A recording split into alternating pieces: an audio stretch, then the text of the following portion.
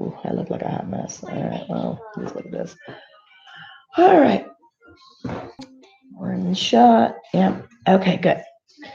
So we're about cents late, and that is because this little guy is having a bit of a meltdown, and he's screaming and running around and slamming doors. His his sleep pattern is still rotating, and so he woke up about maybe half an hour ago. Um, so he will be up all night and then go to school and then come home and go to sleep. Hopefully later than he did today to help keep the rotation going so that once he hits the normal time, we can kind of maintain that a little bit. So that'll be fun. And that's just kind of, yeah, well, now you can get your own Oreos, honey. Let me open this up for you. Also, since he woke up, now he's hungry. And so we've got the Oreos that he wants. Although I think we're out of Oreos after this one. I'll have to go to the store tomorrow. And he's got pasta cooking, so I'll have to go get the pasta once that alarm goes off. But anyway, let's get to our reading for tonight. So we've got the story of Noah. It's kind of a thick book, but they're cardboard pages, so it's not super bad. And then Mrs. Wow never wanted a cow. And then this is one of those Hallmark books that you can have customized. And his grandparents, who we call Abu and Nando, had it made for him a couple years ago when he was really into trains. So, Dale, which book would you like to read first? The customized one? Good choice. So, this one has your name in it, which is good because not a lot of people are named Alessandro that are put in the books. So, always a good thing. So it says, for Alessandro, wherever you go, wherever you ride, you'll have adventure on your side. Love, Nando and Abu. I'm going to say Nandu instead of Nando whenever they put Nando first. Which is a little funny because Nandu in Spanish is ostrich. So ostrich and grandma. That's what goes on in my brain instead of Nando. Alessandro isn't just a kid. He's a railroad engineer. Wherever there's somewhere to go, Alessandro's train is always near. He starts each morning at the shed where all the trains are stored. Soon he's chugging to the station, calling all aboard. Alessandro takes each rider's ticket as he hurries down the aisles. Some are traveling down the block, some are going miles and miles. And there's a seal with a suitcase and a bow tie. What do you think a seal has to pack? The first stop is the city zoo along the riverbank. Off plunks Mrs. Elephant with a special way of saying thanks. Oh, she gave a trunk hug. That's so nice.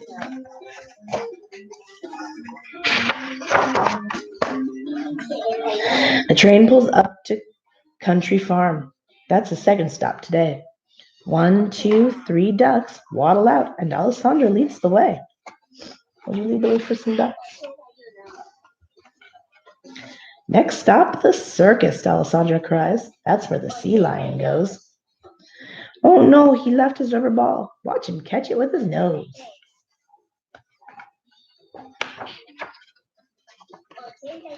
The train rolls on and Spot leaps out. He's the firehouse Dalmatian. And Alessandro gets a souvenir from the firefighters at the station.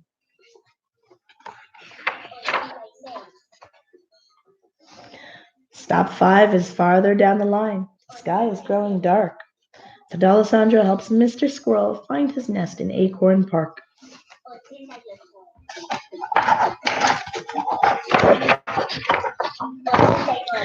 Now the passengers are gone, all snuggled and tucked in. So Alessandro turns his train around and looks at where he's been. The town is hushed and sleepy, but Alessandro stays awake. Before he can hang up his gear, there's one more stop to make.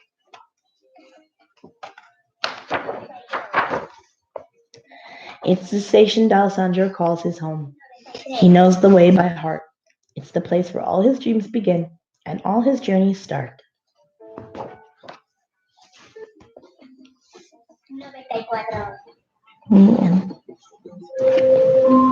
Oh, there's the pasta. 1 second. Let me go get it so it doesn't overcook.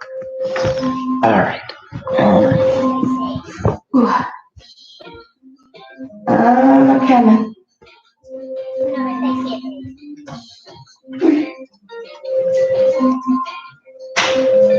Oh, that's a stop.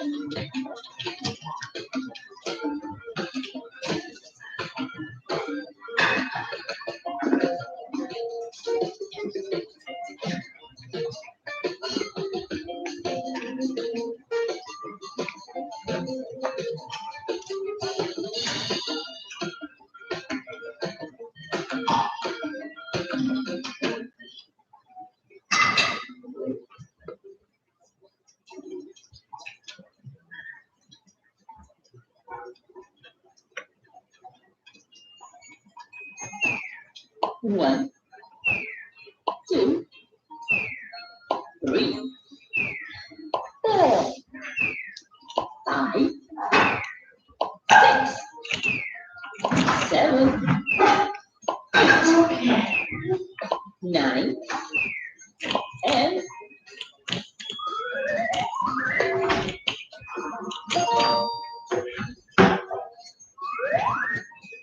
Oh no, no.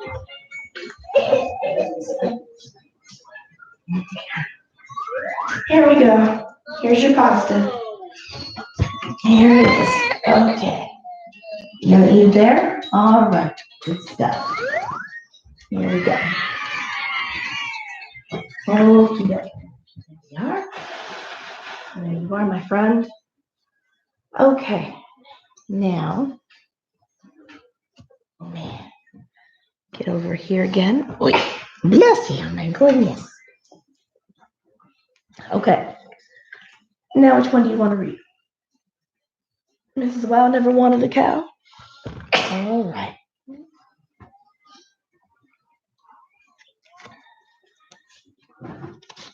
Let's see here. Can you see? Let's see if I can switch this back a little bit. Filming on the couch is kind of wonky. Okay. Mrs. Wow never wanted a cow. One day, Mrs. Wow was mowing her grass. There stood a cow. Mrs. Wow tried to shoe the cow, but the cow did not shoe. Mrs. Wow never wanted a cow. Mrs. Wow had a cat named Meow. Meow's chore was to chase mice, but she loved to sleep.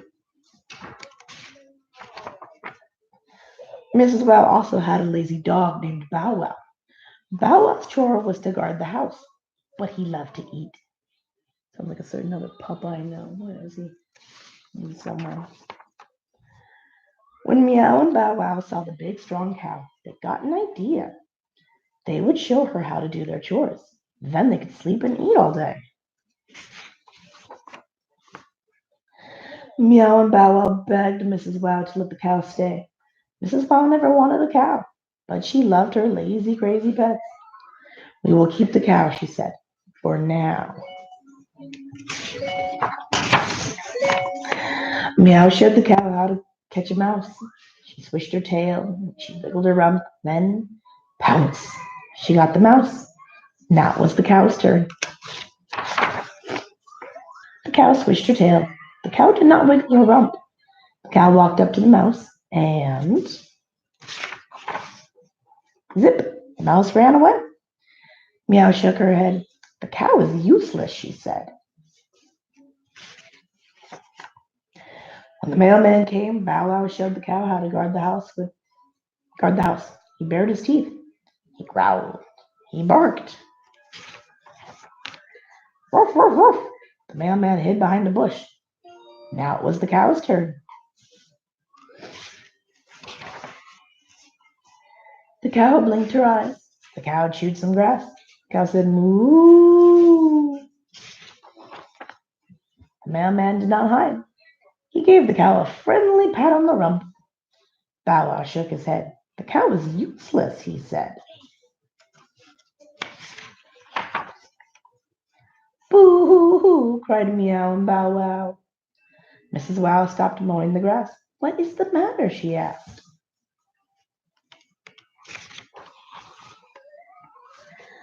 Meow told Mrs. Wow about the mouse. Bow Wow told Mrs. Wow about the mailman. The cow is useless, they said. We will have to do our own chores. Mrs. Wow laughed at her lazy, crazy pets. Don't you know a cow can only do two things? Said Mrs. Wow. Cows eat grass and cows give milk. You don't want to eat your pasta? Mrs. Wow got an idea. This cow is useful, she said. She gave the cow a friendly pat on the rump. Now Mrs. Wow has two new chores. She milks the cow. She makes ice cream from the milk. But Mrs. Wow doesn't mind.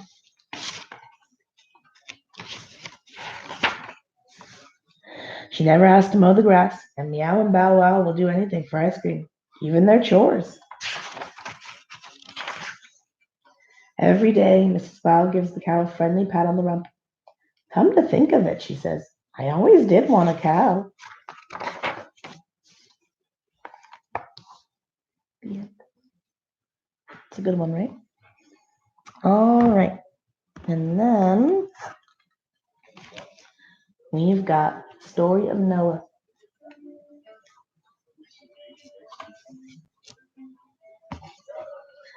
God chooses Noah. There was once a man called Noah. He was a good man. He loved his wife and his three sons, Shem, Ham, and Japheth, and he was kind to other people. One day, Noah was at work in the fields. Suddenly, he heard a voice say, Noah. Noah knew that voice. It was God. You are a good man, Noah, and I am pleased with you. But other people are mean and unkind to each other. They have forgotten the right way to live, said God. They have spoiled the world I made. I've chosen you to help me put things right. It is going to rain, God said to Noah. I'm going to send a flood. The water will wash away all the bad things. I want to start all over again. Noah looked worried. Don't worry, said God. I will tell you what to do so that you will be safe. Everyone in your family will be safe too. I will take care of you, your wife, and your three sons and their wives. Then God began to tell Noah what he had to do. Noah trusted God. He would do all the things God asked him to do. Noah builds the ark. Noah, I want you to build a big boat called the ark, said God. Noah's eyes grew wide with wonder as he heard more about the ark. This boat was going to be enormous. You must make the ark from good, strong wood and paint it with tar, said God. Noah wondered why God wanted such a very big boat. He soon found out. I have a special job for you, Noah, said God. You are going to save the animals from the flood. And Noah listened for a long time while God told him just what to do. No, baby, you feed yourself. Oh, juice? Okay. Let me finish this chapter and yeah. Okay, I'll go get it. Calling them chapters is really kind of silly. Section.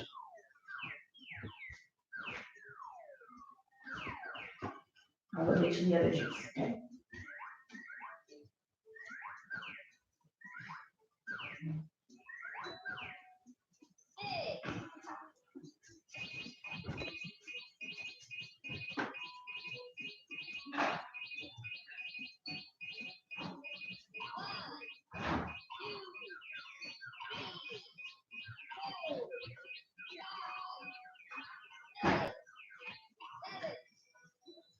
Okay. Here we go. Juice. Better, better. Okay.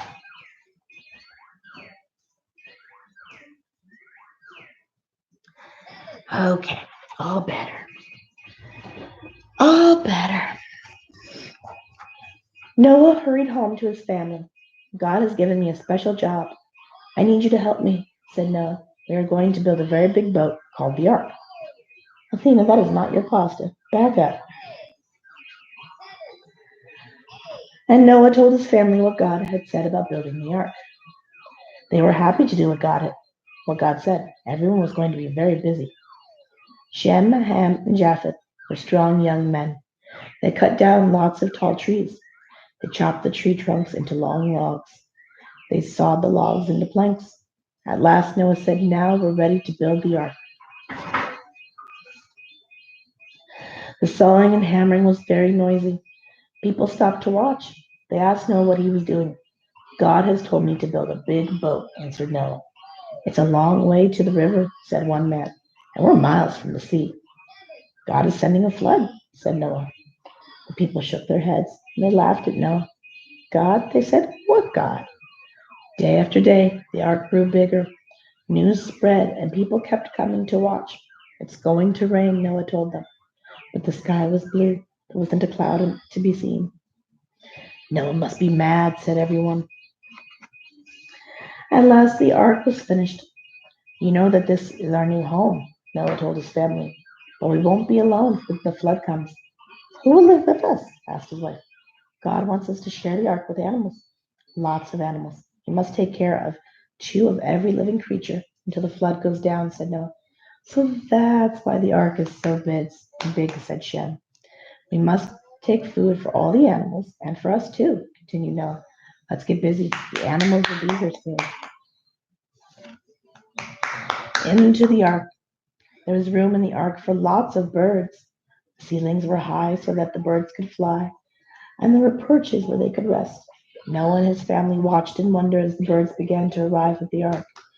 Some of the birds soared and swooped. They flew high in the sky and dived down to the ground. Some of the birds hopped and waddled. Some were quick and some were slow. Two of every kind of bird came to the ark.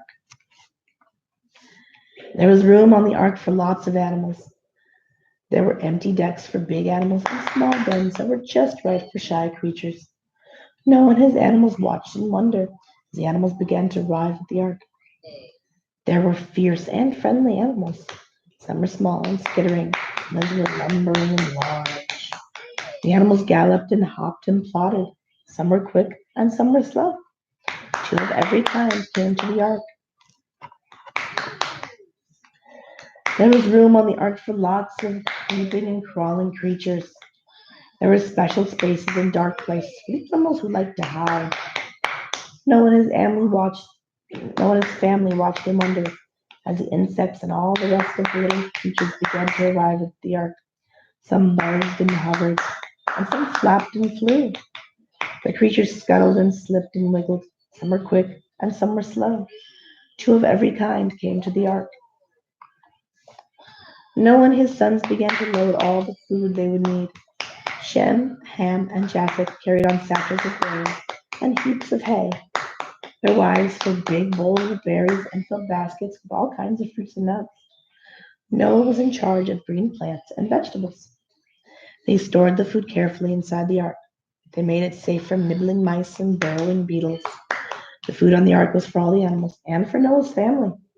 I hope there's enough, said Noah. It's time to get the animals on board, said Noah. He had seen some clouds high in the blue sky. Noah let down the gangplank, and the animals began to climb up it. Noah and his sons made sure that two of every living creature went into the ark. 1, 2, 1, 2, they counted.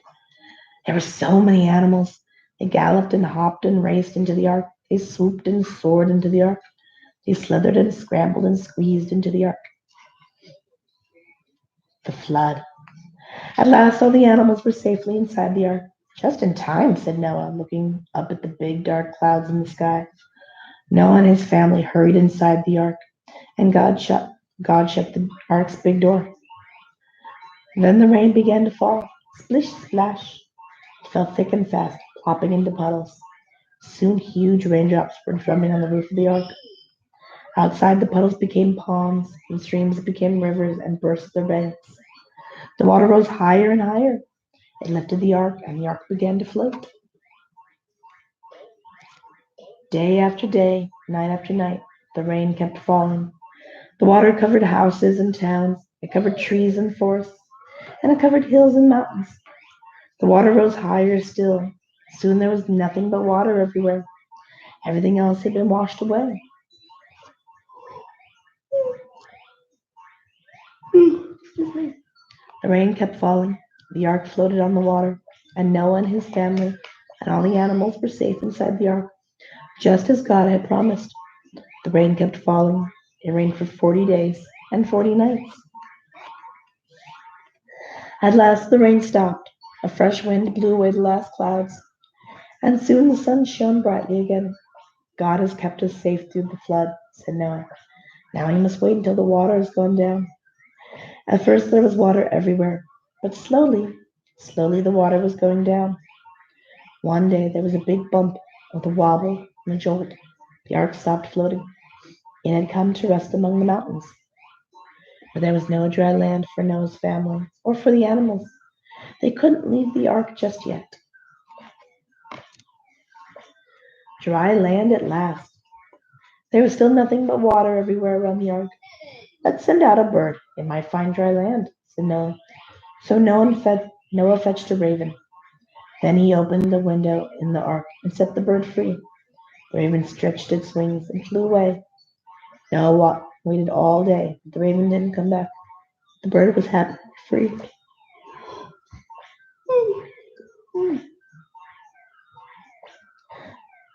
Then Noah sent out a dove. She flew around all day. There wasn't enough dry land yet. At last the tired bird flew back to the safety of the ark. Noah waited for 7 days. Then he sent out the dove again. Noah waited all day. As the sun began to go down, the bird flew back to the ark. This time she had something green in her beak. It was a new leaf from an olive tree. Look, said Noah to his family. Everyone was very excited. Now they knew the earth was nearly dry. The water has gone down, said Shem. Plants and trees are growing, said Ham. Soon we will be able to leave the ark, said Japheth excitedly. Was it time to leave the ark? Each day Noah waited and wondered. We have lived on the ark for such a long time, said Noah's wife. It won't be long now, said Noah. Then Noah sent the dove out again. He waited all day. He waited until the sun had gone down. But this time the dove did not return. Good news, said Noah. The dove has left us. She must have found food and a place to build a nest. A new start. God has kept us safe, just as he promised, said Noah. He has brought us back to dry land. Noah and his family were so excited. The animals were excited too. It is time to leave the ark, God said to Noah. Set the animals free. Let them live on the land. It is time to start again in this good new world. Noah opened the big door on the side of the ark. Be free, he shouted happily. The birds flew away first. Noah let down the gangplank, and at last the animals left their home on the ark. Some were in a hurry and scurried and hopped and leapt and ran away. Others moved slowly, stopping to sniff the fresh air and look at the plants and trees. They would all make homes in God's good new world. Noah had done what God wanted and taken care of every animal. Now it was time for his family to leave the ark. Back on dry land at last, said Noah. His family could hardly believe it. They smelled the sweet fresh air.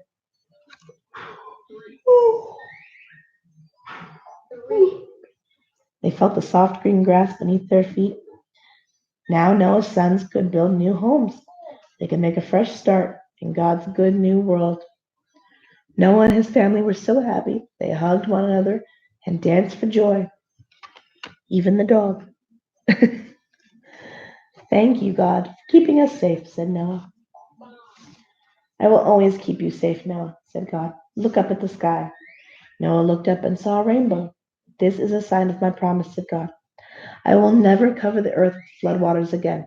Remember this when you see a rainbow in the sky. Thank you, God, said Noah. You can find the story of Noah in the Bible in Genesis chapter 6, verse 1 through chapter 9, verse 17. Got a little bit over, but we were running back and forth doing stuff. So I think that was worth it. What do you think, buddy? I'm not going to feed you. You feed yourself, okay? Come on. You can do it. All right. Well, that is a good night for us. At least good night for me. I'm going to bed soon. He'll be up all night. Bless you. Being a wild party animal that he is. Can you say good night? Could you eat pasta? No, we're not going to do any of those things on camera. All right. Good night, guys, and we will see you tomorrow.